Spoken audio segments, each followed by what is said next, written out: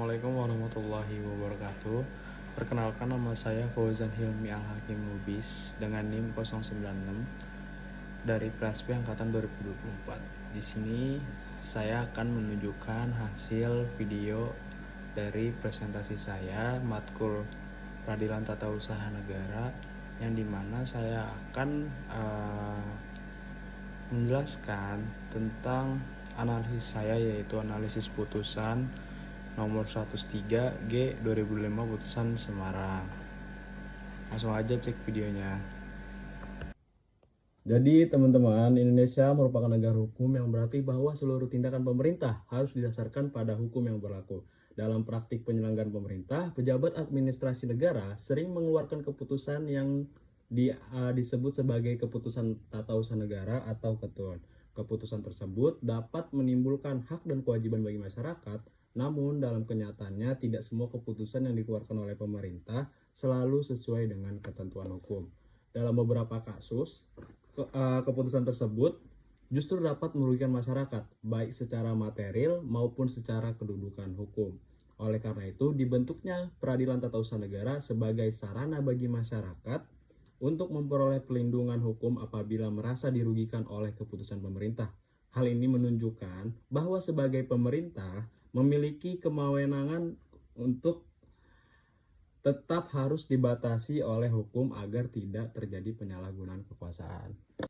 Jadi, apa saja sih yang akan kita bahas pada video kali ini? Pertama, ada rumusan masalah. Apa yang dimaksud dengan sengketa tata usaha negara? Yang kedua, apa yang menjadi objek sengketa dalam perkara PT-UN nomor 13 G 2025 PT-UN Semarang?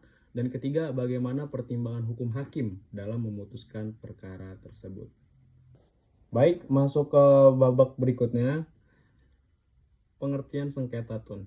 Sengketa tata usaha negara merupakan sengketa antara orang atau badan hukum perdata dengan badan atau pejabat tata usaha negara. Jadi sengketa tata usaha negara itu, teman-teman, berbeda dengan sengketa perdata, berbeda dengan sengketa pidana antara orang atau orang, tetapi dengan orang atau masyarakat ke pejabat negara, itu sengketa tata usaha negara, seperti itu.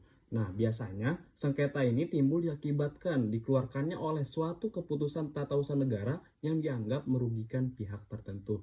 Misal, saya bekerja di CPNS Kementerian Keuangan, namun tanpa alasan yang jelas pemerintah itu memecat saya sebagai PTDH, pemberhentian tidak dengan hormat, dengan alasan yang jelas. Nah, karena saya merasa dirugikan, pemerintah itu tidak bisa mengeluarkan saya semena-mena, saya akhirnya menggugat badan pemerintahan itu sendiri ke peradilan karena atas dilakukannya kesewenang-wenangan, seperti itu. Dasar hukum mengenai sengketa tata usaha negara ini sudah diatur dalam Undang-Undang Nomor 5 Tahun 1986 tentang Peradilan Tata Usaha Negara. Melalui mekanisme ini, masyarakat diberikan kesempatan untuk menguji keabsahan tindakan administrasi pemerintah di hadapan pengadilan. Objek sengketa dalam perkara ini adalah keputusan Kepala Desa Kalisabuk yang memberhentikan penggugat dari jabatannya sebagai perangkat desa. Unsur tersebut antara lain berupa penetapan tertulis, dikeluarkan oleh pejabat atau usaha negara, bersifat konkret, individual, dan final, serta menimbulkan akibat hukum. Artinya, keputusan tersebut tidak bersifat umum, melainkan langsung ditujukan kepada satu orang, yakni penggugat, dan langsung menimbulkan akibat hukum berupa pemberhentian jabatan. Nah, di sini duduk perkara itu seperti apa sih? Dalam perkara ini penggugat adalah Saudari Thaifatun Nuriyah, sedangkan tergugat adalah Kepala Desa Kalisabuk, Kecamatan Kesugihan, Kabupaten Cilacap. Permasalahannya bermula ketika penggugat diberhentikan dari jabatannya sebagai perangkat desa. Penggugat merasa bahwa keputusan tersebut tidak sesuai dengan prosedur yang berlaku serta merugikan hak-haknya. Oleh karena itu, penggugat mengajukan gugatan ke PT-UN Semarang untuk memperoleh perlindungan hukum, seperti itu. Nah, dalil gugatan. Dalam gugatannya, penggugat menyatakan bahwa keputusan pemberhentian tersebut tidak memiliki dasar hukum yang jelas. Selain itu, keputusan tersebut juga tidak melalui prosedur yang semestinya. Penggugat juga berpendapat bahwa tindakan tergugat telah melanggar asas-asas umum pemerintahan yang baik. Dengan demikian, penggugat meminta agar keputusan tersebut dirinya tidak sah oleh pengadilan. Seperti itu. eksepsi atau jawaban tergugat. Di sisi lain, tergugat menyatakan bahwa keputusan yang dikeluarkan telah sesuai dengan kewenangannya sebagai kepala desa. Tergugat juga berpendapat bahwa keputusan tersebut telah dilakukan berdasarkan peraturan yang berlaku. Oleh karena itu, tergugat menolak secara penuh seluruh dalil yang diajukan oleh penggugat. Nah, setelah kita tadi sudah mendengarkan dalil gugatan, terus jawaban orang yang tergugat, bagaimana sih pertimbangan hakim dalam konteks ini? Dalam memutuskan perkara ini, majelis hakim mempertimbangkan beberapa aspek. Pertama, mengenai kewenangan pejabat yang mengeluarkan keputusan. Yang kedua, mengenai prosedur penerbitan keputusan. Dan yang ketiga, kesesuaian keputusan dengan perundang-undangan. Serta yang terakhir keempat, apakah keputusan tersebut telah sesuai dengan asas-asas umum pemerintahan yang baik. Keempat aspek ini menjadi dasar utama bagi hakim dalam menilai apakah suatu keputusan administrasi negara dapat dinyatakan sah atau tidak sah, seperti itu. Keputusan, jawaban hakim, bagaimana tadi pertimbangan hukum hakim, itu apa yang akan terjadi. Nah, dalam amar putusannya, majelis hakim menyatakan bahwa eksepsi atau jawaban tergugat itu tidak dapat diterima.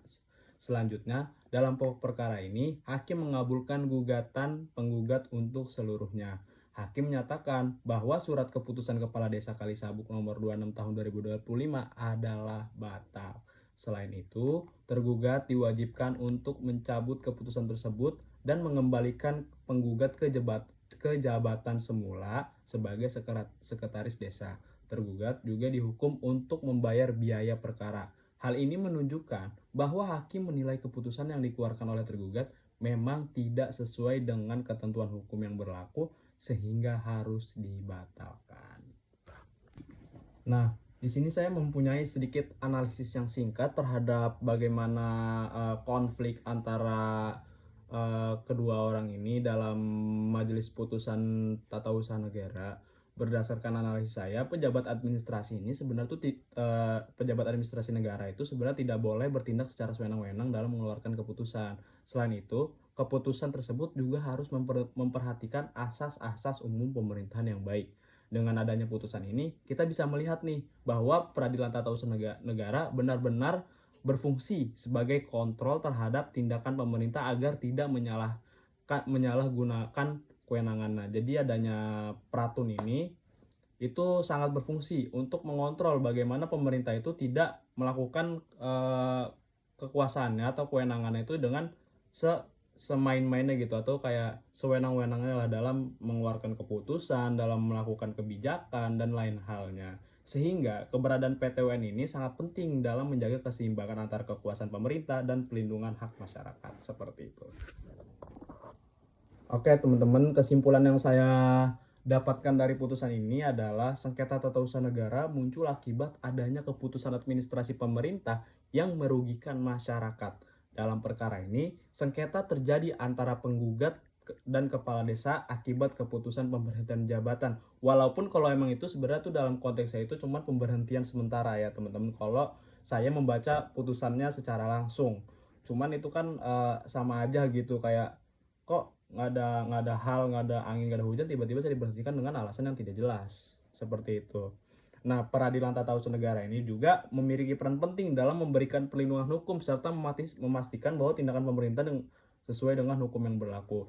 Nah, yang tadi setelah kita analisis juga, peradilan tadi itu mempunyai fungsi kontrol terhadap pemerintahan agar kayak untuk menjaga hak dan kewajibannya masyarakat gitu. Jadi pemerintah itu tidak benar-benar tidak bisa sewenang-wenangnya dalam menjalankan tugas dan fungsinya. Demikian presentasi yang dapat saya sampaikan. Mohon maaf apabila terdapat kekurangan. Terima kasih atas perhatian teman-teman yang sudah menonton video ini. Wassalamualaikum warahmatullahi wabarakatuh.